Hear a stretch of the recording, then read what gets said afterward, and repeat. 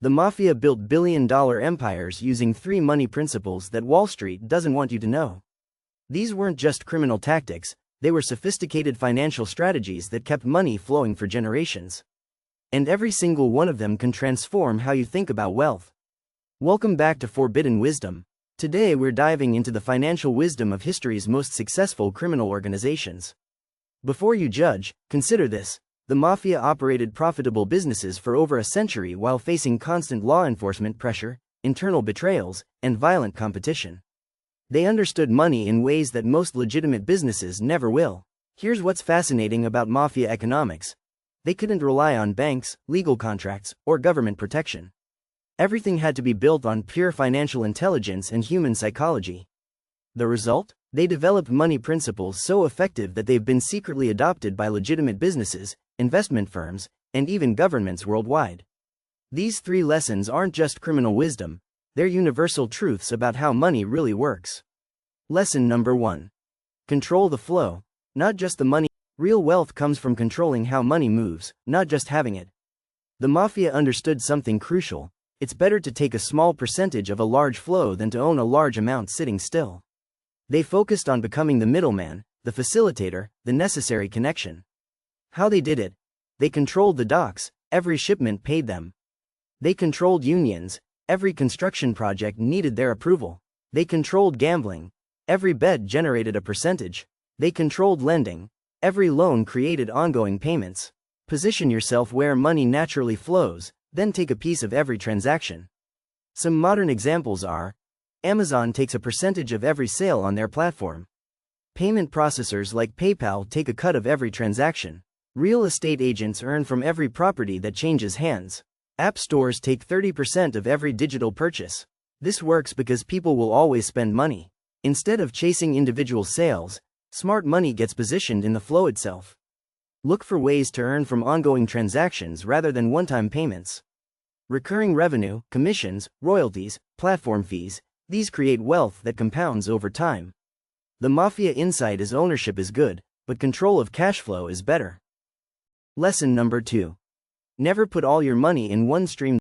Diversification isn't just smart, it's survival. The Mafia never relied on a single income source. They had protection rackets, gambling operations, loan sharking, legitimate businesses, real estate, and political investments. When law enforcement shut down one stream, 5 others kept flowing. They didn't just diversify, they created income streams that fed each other. The restaurant provided a front for meetings. The construction company laundered money. The nightclub generated political connections. Most people have one job, one income stream, one point of failure. The wealthy think like the Mafia. They have multiple revenue sources that complement each other. Think of these examples: the consultant who also sells online courses and owns rental property. The employee who freelances, invests in stocks, and runs a side business. The entrepreneur with multiple businesses across different industries. The psychology is when you have multiple income streams, you negotiate from strength. You take calculated risks because losing one stream doesn't destroy you. You think long-term because you're not desperate for immediate cash. The Mafia taught us that never be dependent on anyone else for your financial survival. Build redundancy into everything. Lesson number 3.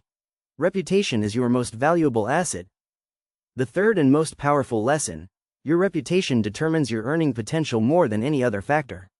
In the Mafia, reputation meant everything. A made man's word was his bond because his reputation backed it.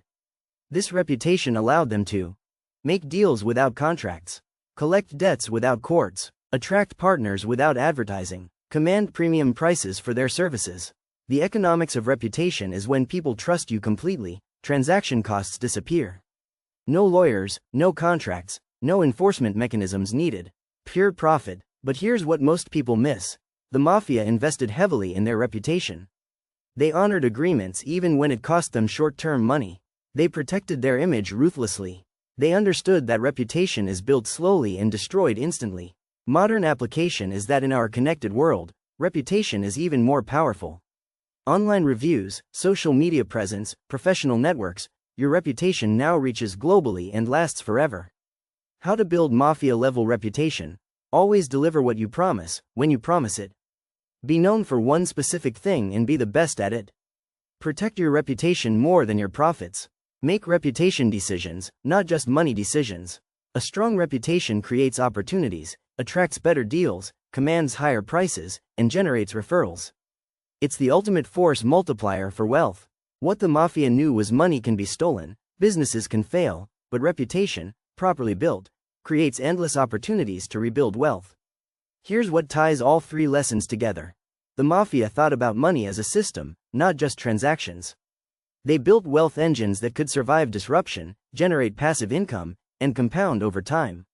They understood that true financial security comes from multiple income streams. Controlling cash flows, maintaining reputation. These aren't criminal tactics, they're timeless principles that apply to any economy, any era, any situation. The mafia's money lessons work because they're based on human psychology and economic reality. They built wealth systems that lasted generations by understanding what most people never learn about money. You don't need to break laws to apply these principles. You just need to think like they did, strategically, systematically,